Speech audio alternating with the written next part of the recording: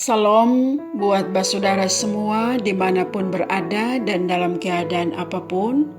Salam sukacita dan salam sehat. Saya percaya saat ini saat yang ditunggu-tunggu untuk mendengar akan firman Tuhan sebagai pelita yang akan menerangi hidup ini. Karena itu mari teduhkan hatimu sejenak dan ucaplah syukur dalam doa pribadimu.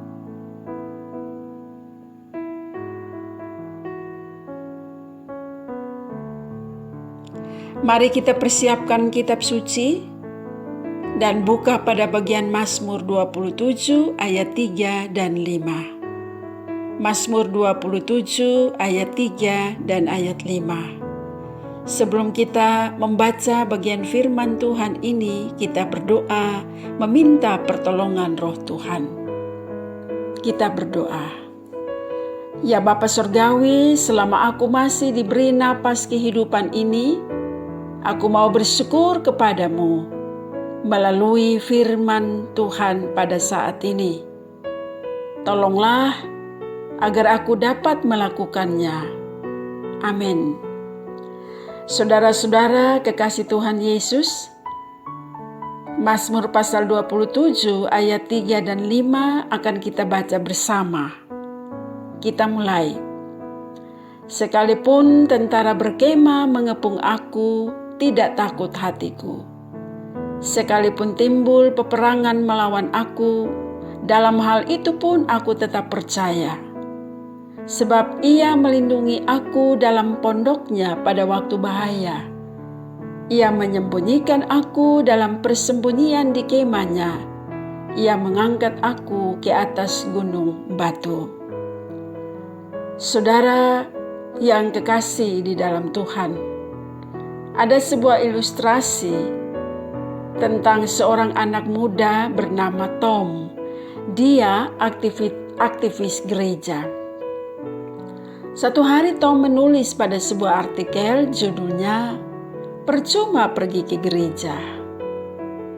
Dalam artikelnya dia bercerita bahwa selama ini dia merasa sia-sia pergi ke gereja.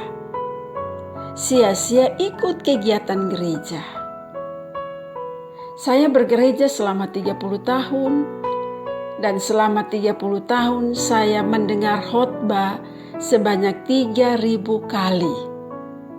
Tapi saya tidak mendapatkan apa-apa. Artikel Tom menimbulkan perdebatan yang hebat pada kolom pembaca. Dan sampailah berita itu ke telinga neneknya, Sarah. Nenek Sarah orang yang saleh dan cinta Tuhan. Separuh dari hidupnya ia jalani dalam tugas sebagai seorang penetua. Dia berusia 80 tahun, tetapi tetap semangat dan sehat. Mendengar berita tentang artikel yang ditulis oleh Tom, Nenek Sarah memanggil Tom dan mereka berdiskusi tentang tulisannya, "Percuma pergi ke gereja". Kepada Nenek Sarah, Tom bilang begini, "Apa yang saya tulis itu fakta." Coba nenek pikir, selama ini nenek rajin gereja. Tapi apa nenek ingat khotbah-khotbah pendeta? Saya yakin nenek tidak ingat. Kalau nenek tidak ingat, benar apa yang saya tulis? Percuma pergi ke gereja. Duduk, doa, menyanyi, dan mendengar khotbah. Selesai.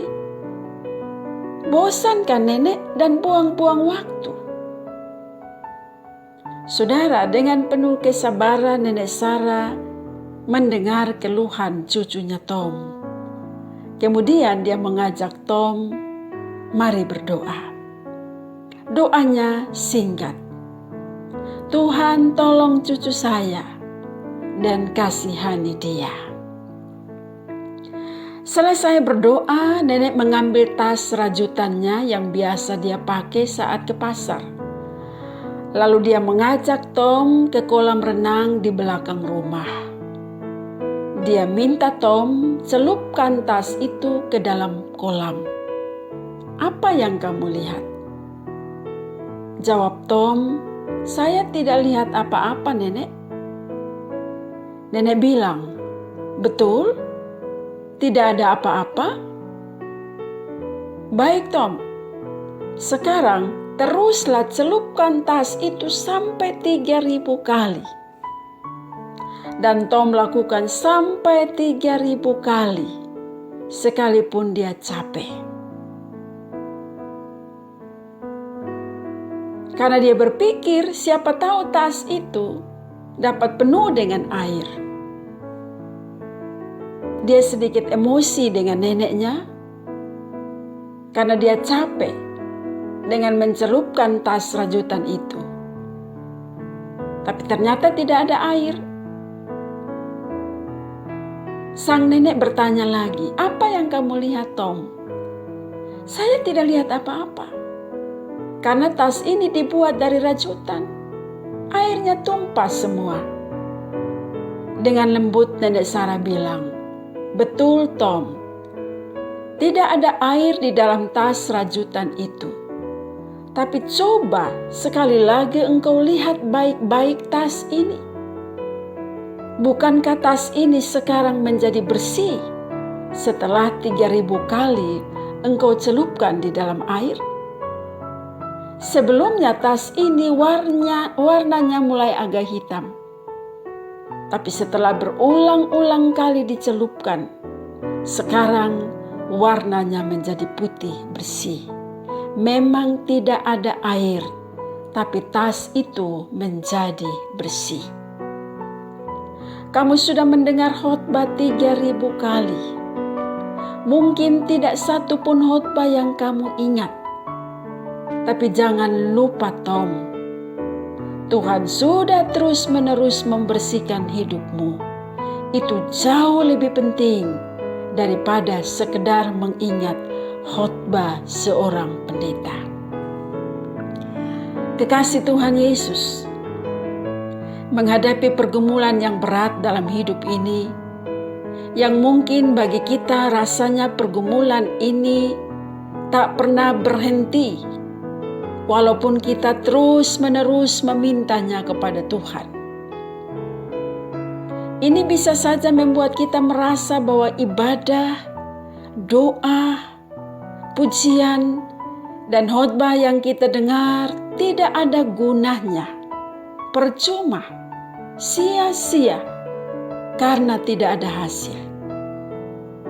Akan tetapi saudaraku, jangan lupa bahwa ibadah yang kita bangun, firman Tuhan yang kita dengar tiap-tiap saat, sadar atau tidak, telah membersihkan hidup kita, menguatkan, menerangi, dan membaharui kita.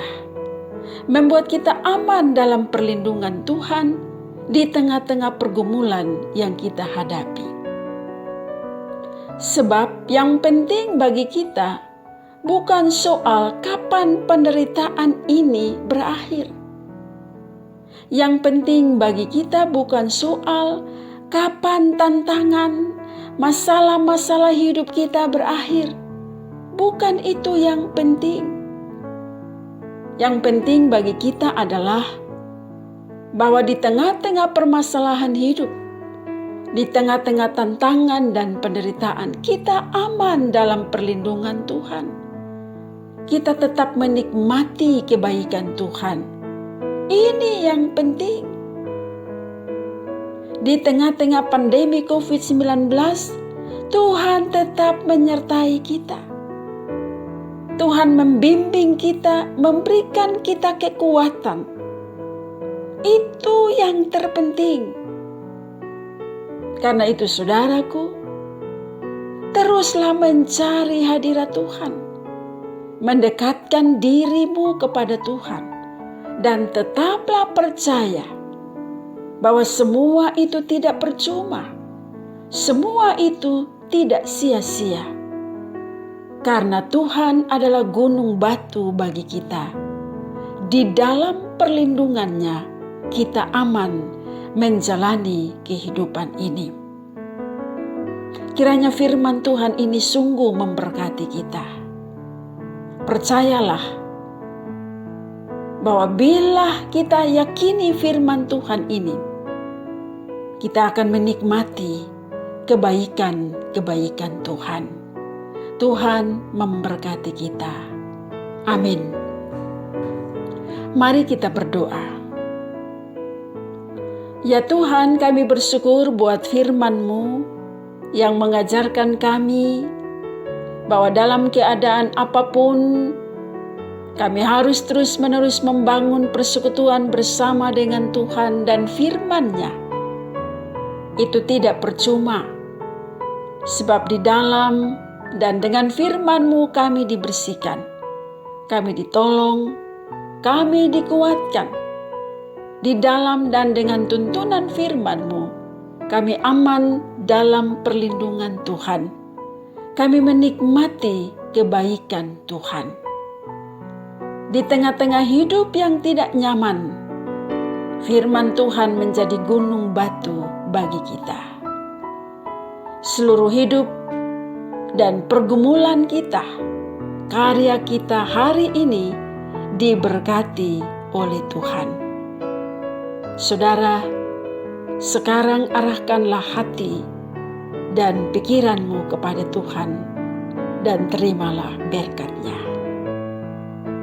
Semoga Allah sumber pengharapan memenuhi kamu dengan segala sukacita dan damai sejahtera dalam iman kamu, supaya oleh kekuatan Roh Kudus kamu berlimpah-limpah dalam pengharapan.